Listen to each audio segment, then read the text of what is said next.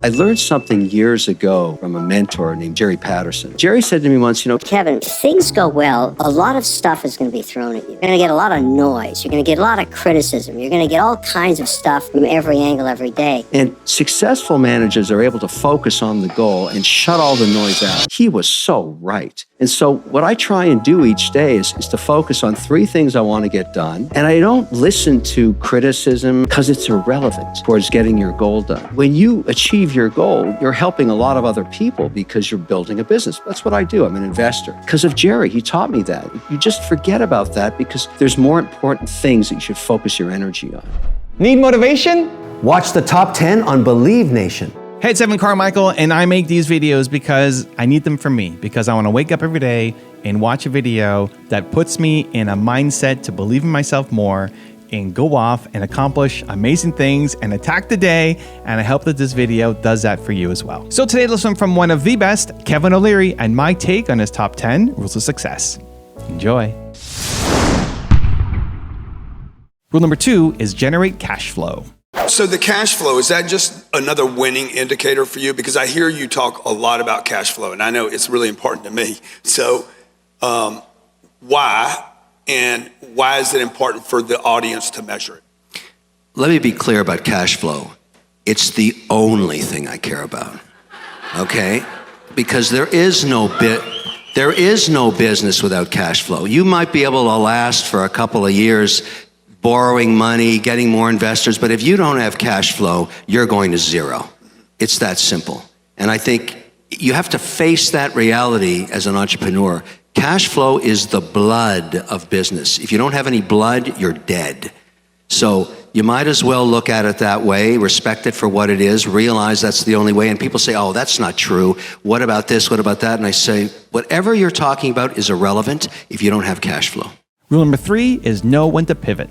Is it very important for businesses and business owners to change their mind and go towards more profitable things when those productive elements are available, like you described? It's a requirement for success. I mean, that's how I size up my CEOs now and their management teams. What's your ability to pivot? Wow. Because think of the challenge that the American economy had in the second quarter of 2020 when all distribution channels shut down with no vaccine. Yet people sitting in their condos needed food, needed goods, needed services. And all of these companies, even at a time when Amazon, the biggest direct online distribution channel, shut down for essential goods only. Yeah. So if you had anything else like hairspray or detergent or baby diapers or grocery shopping technology or whatever it was, and you were a grandmother that never used your cell phone, well, if you didn't learn how to use your cell phone, you starved to death. So wow. And they did, so all of a sudden a whole generation, a third more of the population became digitally savvy, and they've retained that knowledge. So in my building in Miami Beach, which is right on the beach, we have a lot of retirees that never used cell phones. Today we had to do a huge build out. The number of packages has increased 2,000%. We have 4 loads a day of at least 200 packages. So we have an onslaught of a direct-to-consumer business, and I'm just one building. Yeah. The building beside us, same thing. And so the entire economy of South Beach has changed. And so it's just an on-demand situation, and that's because the people that live there learned how to go digital. Rule number 4 is diversify. What happens when you have $5 million? You have set yourself free for the rest of your life. You have to understand that when you put that money into a watch, it has no yield other than capital appreciation. So if you have to decide what your lifestyle is going to be and what you need on an after-tax basis, and buy dividend-paying stocks and bonds to provide for that. But you can also buy long-term assets, and I recommend watches as be one of those, just like gold. Some people like Bitcoin. I mean, there's all kinds of alternative asset classes. And when you think about the context of a portfolio, and I say the same thing, my mother taught me this. If I look at my stock portfolio, which is a huge part of my net worth, no more than 5% in any one stock, no more than 20% in any one sector. So I don't own more than 20% tech stocks. In my real estate portfolio, real estate's unique in the sense that some people let it become up to a third of their net worth, but that's also a heavy maintenance cost for all those buildings and condos you own. So you have to have balance and you need diversity, no different in the watch collection side of your business. Also, to make sure you're actually taking action after watching this video, I've designed a special free worksheet just for this video. The worksheet will highlight all of the lessons learned in this video, as well as pull out our 3 favorite learnings and quotes that will inspire you to actually do something. The worksheet will also give you space to write down what your key takeaways are and your specific plan of action to make sure you're getting results. If you want the worksheet designed specifically for this video, absolutely for free, there's a link in the description below. Go click on it and start building the momentum in your life and your business. I'll see you there. Rule number 5 is start investing. A lot of people say that making your first 100,000 is the hardest. What would you say to people who want to go out and make their first 100,000? What's the best path to do that right now? Saving 15% of your paycheck each week. That's the key. That is really the key. My mother did it back in the 50s. And when she died, she kept that account secret from both of her husbands. She was married twice. And I got called by the executor and said, "You got to come down here. I'm the older brother." And I said, "What for? We're a middle-class family." He said, No. Your mother has created an immense amount of wealth here. You got to come down and see what she did. So she bought 50% telco bonds. Back then, they were yielding between 6 and 7%. And 50% was in S&P stocks that paid dividends. And she kept that portfolio for 32 years. Wow. So it just grew geometrically over time. It was really remarkable. And I learned that way. And that's sort of the way I invest. She never made sure that she had no more than 5% in any one stock and no more than 20% in any one sector, like energy or technology, whatever. So she had a lot of diversification. So if you really want to make $100,000 and do it, relatively quickly, you basically save 15% of your paycheck and put it into an index in the market. Sometimes it goes up, sometimes it goes down, but over time, you generally make 6 to 8%. That compounds. Within 7 years, you'll get to your $100,000. Rule number 6 is pursue personal freedom. Talk about money being important and talking about though it's important. The way I look at it is the reason that people pursue entrepreneurship is not about the greed of money. It's about the pursuit of personal freedom. Everybody in this room wants to be successful, and in entrepreneurship, the way to define success is you make money. And then eventually there comes a time in your life when you wake up and you say, "I'm rich. I never saw it coming. Yeah. And I could do whatever I want." And most of the time what people do is work even harder because they like what they do. That's what entrepreneurship's about. It's setting yourself free to spend your time, your day in the things that you want to do. And the great part about it is nobody can tell you what that is. It's only you. That's the whole deal right there. Rule number 7 is avoid borrowing money. Do not borrow money to buy a watch. Do not put it on your credit card and pay it off every month. If you can't afford it, don't buy it. Watches are a disease. Once you get the first one, you want the next one, you want the next one, you want the next one. That's true. And if you get into debt on watches, you're out of your mind. You're out of your mind. Now, You really think people go into debt for watches? They do. No. Oh, they do. That's impossible. They do because they think that it's an influencer, that you put it on your wrist and somehow you're saying about your status and you're stepping up and buying a $50,000. Well, you kind of use it that way, right? Well, You're always showing off the with only your reason watches. I work and I invest is to buy more watches. But some of my pieces are one of a kind that are worth, a lot of money, but they're worth it because they're an asset class.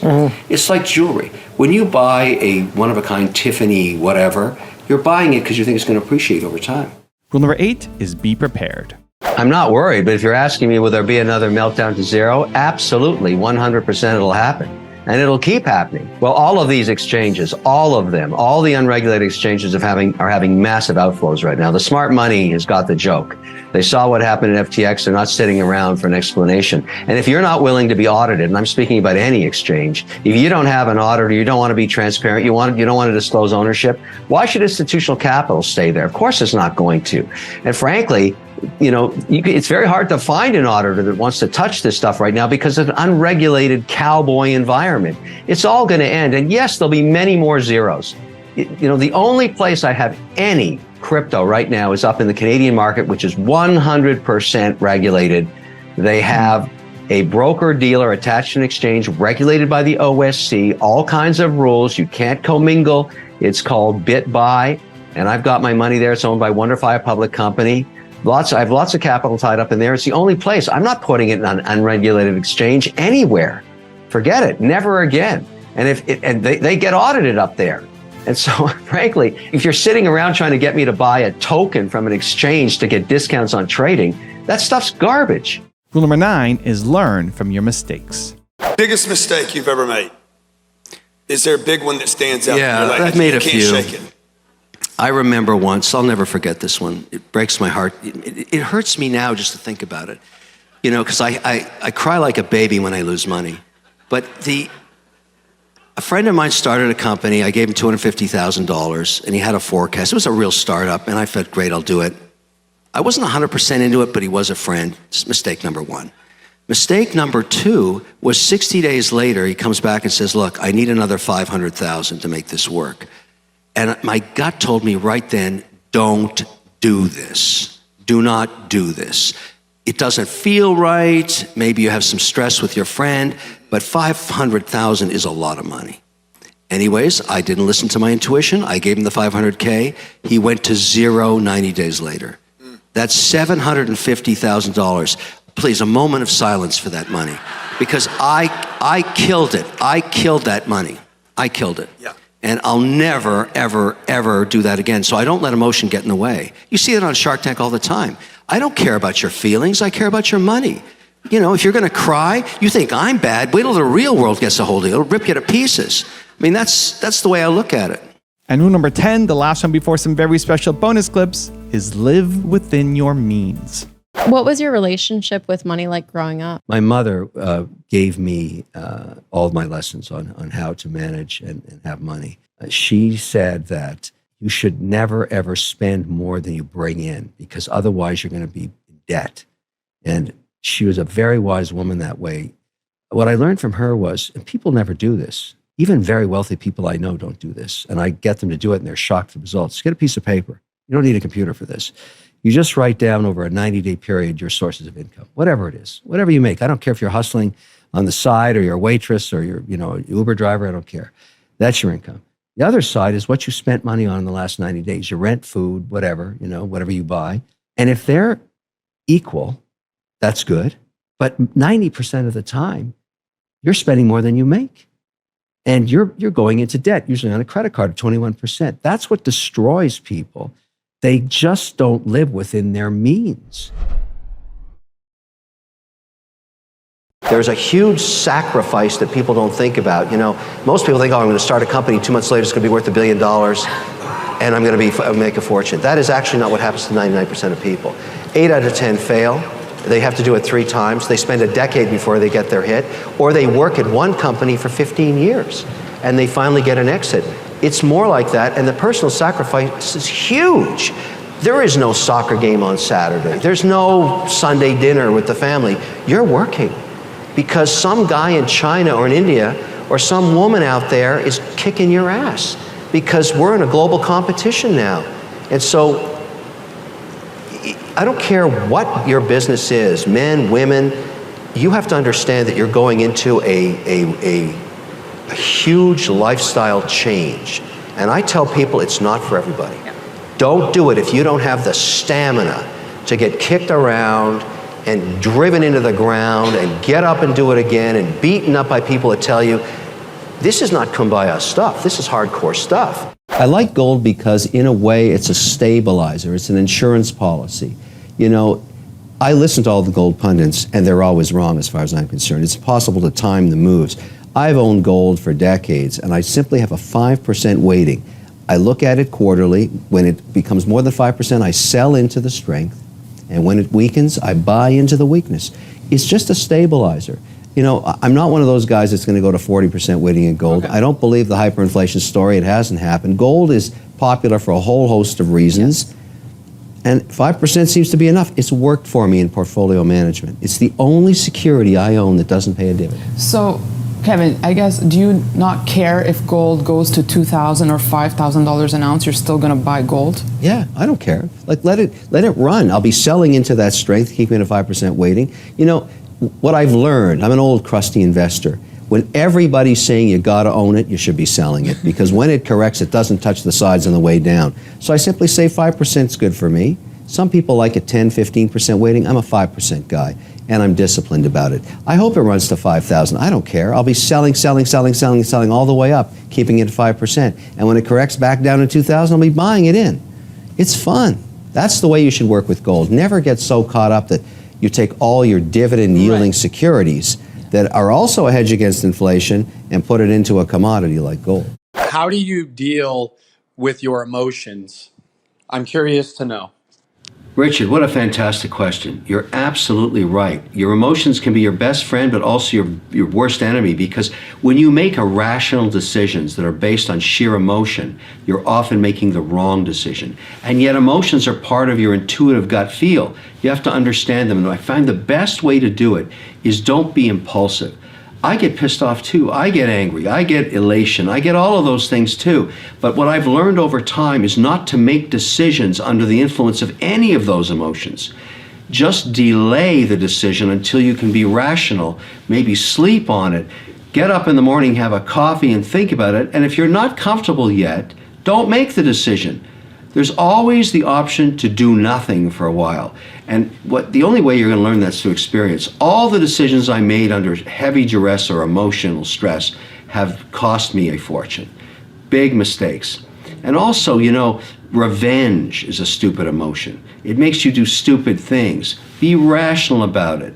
Doesn't mean you can't, be pragmatic, but being motivated by hatred or fear or anything like that is never a good outcome. I'm not going to give you marriage advice here or whoever you're going to hook up with. Your significant other ends up being very important.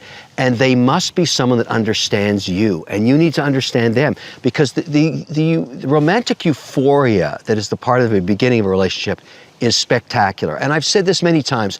I wish that on everybody. And some people continually fall in love and out of love just to get that high of the euphoria of just the start of the relationship. But that's not really the challenge. The challenge is staying together.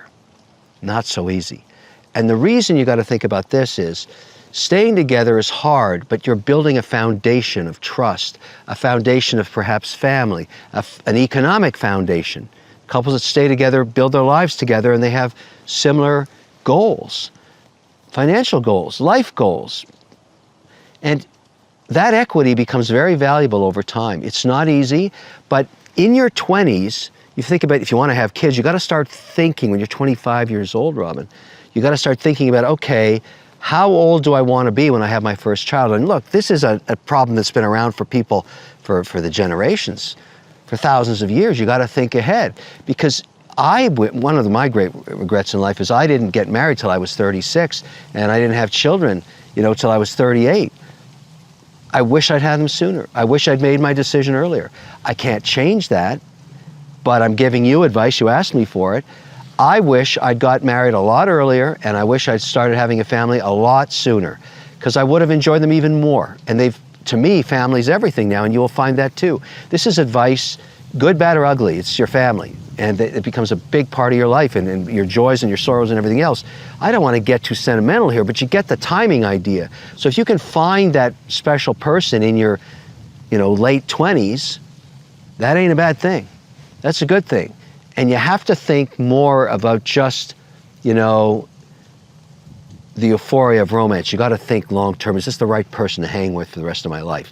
It doesn't work out that way all the time, and some people get married multiple times. But you wish every time you started one, it would be the one. This is the key to making the crêpe flambée. If the reduction is weak, if it's too thin, it's a disaster. If it's too thick, it changes the texture of the dessert, and it's also a disaster. And then I just throw in, this is a little secret. We're having a little Olieri Moscato, one of the greatest, fantastic, perfect sweet wines for a dish like this. But we're not letting the butter burn.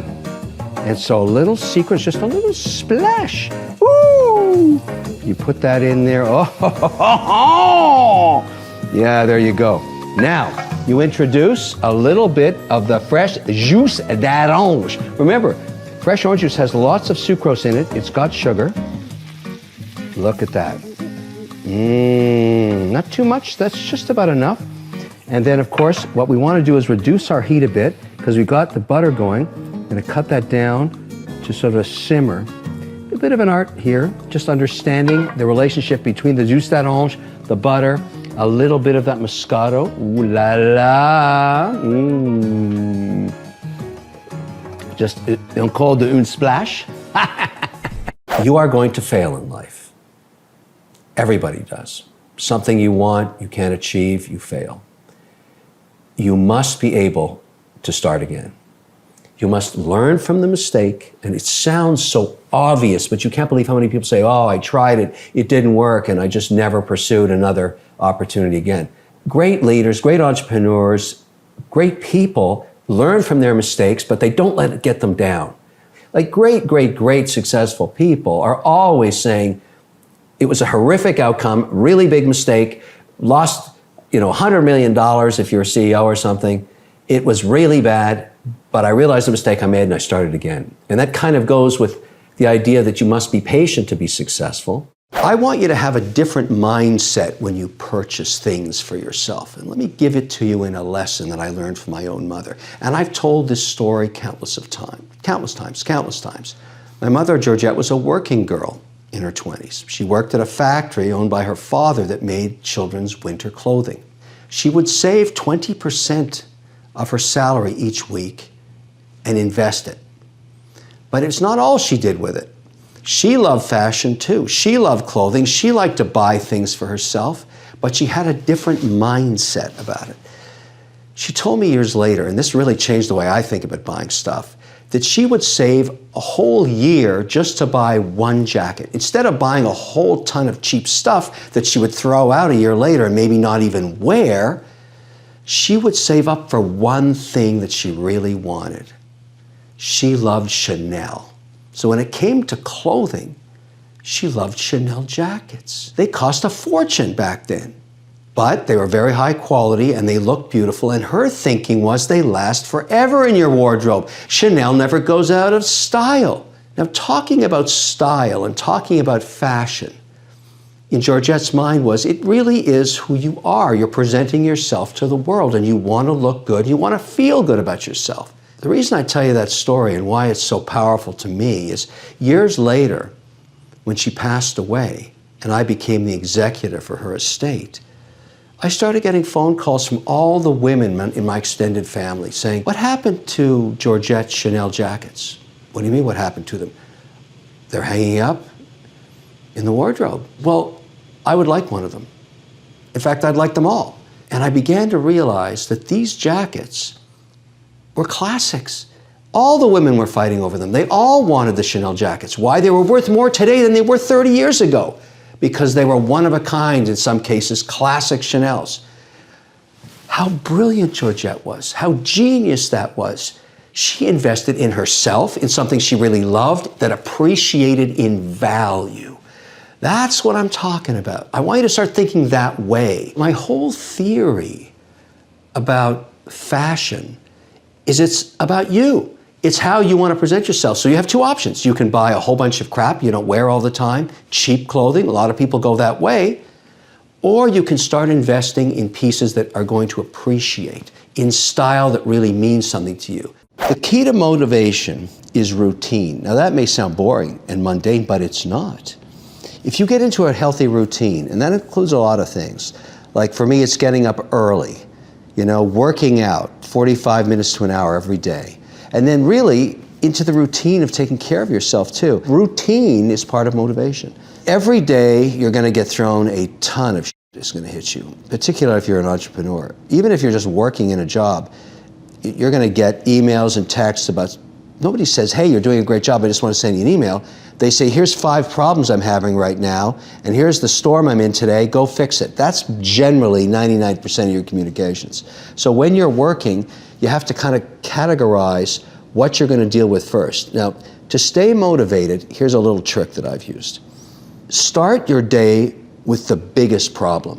When you've got all your energy, take it right out of the gate. Whatever it is, it's going to be some horrific problem, you got to deal with it, get it done first. Generally speaking, there's going to be 5 to 7 things you have to do every day. You won't get them all done every week and every day, but you want to take the top 3 and nail them.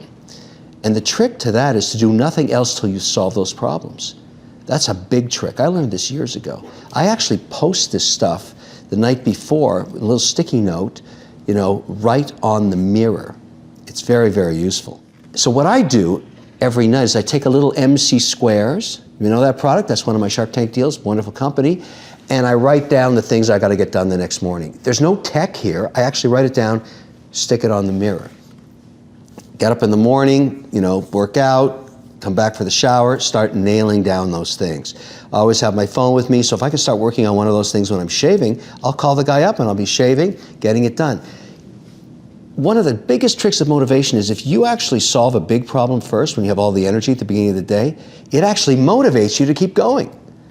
No question about it. Now, the other issue you've got to deal with motivation is be able to take a minute off. Sometimes when I'm just frazzled, could be 2 in the afternoon, this is a trick. You just go sit in a chair and do something completely different. Listen to some tunes, take a snooze, read a book. It has nothing to do with the stuff you're doing during the day. Now, the people in the Mediterranean know this trick. They call it a siesta. They always take a snooze at 1 to 2. And the food they eat's really great, which leads me a great segue into the next piece. Do not eat food. People say, oh, it's too expensive to eat good food. Not so. You really, really don't want to eat crap. Crap drags you down. Now, what's crap? Look, everybody likes to snack, but you can't eat crap, and you know what I'm talking about. Overly fatty, too much salt, too much sugar, too much snacking, too many chocolates, all that stuff. You can indulge a little bit, but your core base of the 3 meals you eat during the day have to be good food. You cannot run the body with crap food. It just doesn't work, and you will learn this pretty damn fast. Now, that also means I like to drink wine. You got to drink it in moderation. So I have a little rule for myself. I never drink before I go on television. I never drink until 4 o'clock. Why? I'm involved in the financial markets, so they're open till 4. I never drink till 4 o'clock. Usually I don't even drink till about 5. The only reason you add employees is sales is growing. You don't add employees unless revenue is increasing because you can't afford them. If you have sales growth, then you have to start thinking about getting support people so your customer service level stays in the top quartile. That's when you hire people. You're always keeping your eye on how do I service my customers, how do I make sure my employees are happy, how do I make sure my investors are happy. Those are your 3 constituencies. But number 1 is you've got to have happy customers. And the reason you bring on the risk of that extra overhead is you need employees to do that. So no hiring anybody until your sales go up. Every time you double your sales, you should add a couple of people to do customer service and support in all areas of the business, whether it's accounting, whether it's what you do online to support them, whether it's marketing, whether it's sales. Those people are supporting customers at the end of the day. That's how it works. No hiring anybody until sales go up. I tell entrepreneurs today, and I invest in so many of them, when I say to them, look, you're starting this journey, I want you to understand something. This is not going to be fun all the time. You're going to work 25 hours a day, 8 days a week, because there's some guy in Mumbai or Shanghai that's going to kick your ass if you don't. And it's forever. And it's forever. Yeah. But what will happen if you're successful, and you won't see it coming, you'll wake up one day and say, oh my goodness, I'm wealthy beyond my wildest dreams. You'll probably go right back to work, but the point is you created something of tremendous value, and the way it manifests itself to you later in life is it gives you freedom to do whatever you want. My number 1 message to entrepreneurs, and I teach today, is never pursue entrepreneurship for the greed of money. It has nothing to do with it at all. The whole reason to be an entrepreneur is the pursuit of freedom. That's why you do it. You do it because you want to be free one day to do whatever you like. I'm here because I want to be here. I don't have to be here. I don't even have to ever listen to a phone call again if I don't want to. That's not what I want to do. I enjoy spending my time doing the things that I want to do. And I deserve it because I worked like hell to get here. I've come to a new place in my understanding what works and doesn't. I also went through the educational process. I did an MBA, and people ask me, does that have anything to do with success or failure? And I say, no, it doesn't. I don't remember a single thing I learned there for the 2 years except the people I met that now are out there in the world as bankers and lawyers and whatever else they are, and I use them as my database of contacts to help build my businesses. So I think that was important, but the classes, I forget completely what it was about. I will say one thing though, I've learned something from what the Europeans do, Evan, and listen to this. In Switzerland, I have a stepfather who's Swiss. He lives in Geneva, Switzerland. I've been going over there for 40 years, back and forth. Take a company like Nestle.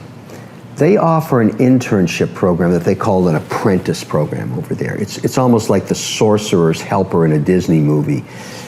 In high school, if you think you like the food industry, maybe, Nestle's a global food company, they'll let you come in and work on weekends and afternoons after school to see what it's like in the real world. Even though you're just a teenager, why are they doing that? They're trying to figure out who is going to be the next asset for their company that is going to be someone who attaches themselves to the business maybe long term. So they get to try you out, you get to try them out, they pay you a small stipend, but that's an apprenticeship. What an opportunity for you. You're a teen. You're sitting in a meeting with a bunch of managers, you're absorbing all that stuff, and you're learning. Why the hell don't we do that in North America? Because maybe 1 out of 10 is the right person, but once you're indoctrinated, if that's the right word, into call it the Nestle program, you're a Nestleite. You're there. They want you, you want them, and away your career goes. I love it. I think every company in North America should take that program on and offer this opportunity to kids in their teens and say, look, you want to see what work is? You want to see what it's like? Get in here. But it also gives you a chance as an entrepreneur to say, I understand the corporate structure and now I want to try something a little different on my own, but I will have had that base of information, not only about what it's like, but that sector. If you love the food industry, you're with the El Supremo and you're learning about it. And then one day you can split off and say, hey, Nestle, I'm going to build this food business. You want to buy it from me after it gets to 50 million? That's the program I like. Nobody's happy 100% of the time. That's not how life works, my friends. It just doesn't work that way. But you got to get up in the morning and ask yourself, what can I do today that solves for 3 problems for me? 1, most of us are working. I'm going to be working until I drop dead. So I want to get something done towards that. How can I do something for my family? Because family first all the time. What can you do with your family? And if you're married or living with your significant other, what can I do to help them? Because a happy significant other, the happy wife, happy life, well, these days, happy significant other, happy life. So you got to balance all these 3 things with your day. You got to take care of who you're living with. You got to take care of your family. You got to take care of your business. And when you're doing these things, you're going to find that they eat up 60, 70% of your day. Right. If your mind goes idle, sometimes you can get depressed. It's happened to me too. Things get on my mind. I can't sleep. I worry about it. It's the wrong thing to do. You've got to think big picture. Happiness is so hard to pursue, and anybody that tells you they're happy 100% of the time is full of shit. That is so not true. Everybody deals with stress, regardless of your situation. I have people that are friends of mine that are incredibly wealthy and they're miserable. I know people that are struggling financially and are happy with their families. So it has nothing to do with money. Happiness, it's not a destination, it's a journey. Every day's different, and life is going to throw you some crazy stuff. Remember this conversation when it happens. Stay focused. Don't go nuts. Try and stay focused on the things that matter in your life. Your job, your family. Those are basically it. And the things you love. If you love to play music, you love art, you got to spend some time with that too. I'm 28, located in Vancouver without a degree. I have 2 years of experience in college and a few years working as an experience in sales. My question is, what would be my best shot of making it into the financial industry? Am I too old to giving it a shot? Here's what I've learned in life. It's really good to apprentice and learn from masters that know a lot more and have experience that you don't have. If you like financial services, you've got to go work for somebody in financial services. You have to be an intern somewhere. They're going to treat you like crap. They're going to pay you nothing, but you're going to learn something. If you can spend a year working for a company that you aspire to actually be a manager in or accelerate in, that's a great outcome for you. Now, is that insurance? Or is it in the credit industry? Is it for a bank, an investment banker? I don't know. It's really what you want to do, because it sounds like you want to kind of pivot into the world of finance. The only way to play the game there, Aaron, is to go work in it. and learn how tough it is. And by the way, they take guys like you and they work you 20 hours a day, pay you nothing. It's brutal, but you learn so much. Do it for a year to 18 months, and then you can launch yourself. So look, if you have the interest and the desire, and it sounds like you do, listen to what I just said. Go be an intern, and good luck to you. And by the way, stop your whining when you haven't had any sleep and you're doing 7 days a week. Remember, I told you it was going to be that hard, but it's worth it. You'll learn. I don't know how people, I mean, I know how they do it. I can't do it. But to have these different branches coming off of the same tree and tending to them all contemporaneously, it's out of my pay grade. My take is you get a core gig that you know you're good at and is your baseline. It's the thing you feed and maintain and make sure it works. You try and make it more efficient, whatever that is. And then if you're an entrepreneur and you want to explore something, and you can use an example like an Elon Musk who's a Uber entrepreneur. Sure. Tesla probably eats up 60%, 70% of his week, but he's also in the battery business and he's shooting stuff into space. I get all that, but the one that he cares about the most is the one that's having the biggest challenges of growth, which is Tesla right now. I know this because my son's an intern for him and he's focused. Yeah. He doesn't waste his time. He comes in, he works like hell, and I think everybody should find their Tesla, make sure that they're staying focused on that. And then if you want to shoot rockets into space or make batteries or do something else, that's cool. But unless you're a multitasker, a proven one, I think getting one thing right proves that you can do it is very important. Even though I don't endorse credit cards, it's very hard to advance your credit rating without having one. So it's good to get a credit card, put maybe $1,000 limit on it, and then start paying off, use $200 a month and pay it off every month. So I told my son as soon as he could get one, Trevor, put $50 on the card and pay it off. And now he's got a pristine credit rating and he's only ever put a few $1,000s through the card. Everybody should understand that. There's no way to game that system. You've got to establish a credit rating or you can't borrow. I would personally rather invest someone who has felt the sting of failure and is motivated by the fear of failing a fourth time than someone who thinks they can never fail, because it will visit everybody. It just does. I've had plenty of failures. Sometimes it's luck, Mike. Sometimes it's just being in the wrong place at the wrong time 3 times in a row, and the fourth is the one that's going to work. I'd invest in that guy. Sure. I think he probably has learned something from his mistakes, and that's sometimes what they are. But failure, I mean, it is just part of everybody's life, and there's many ways to fail. And it's really easy to fail and very hard to succeed.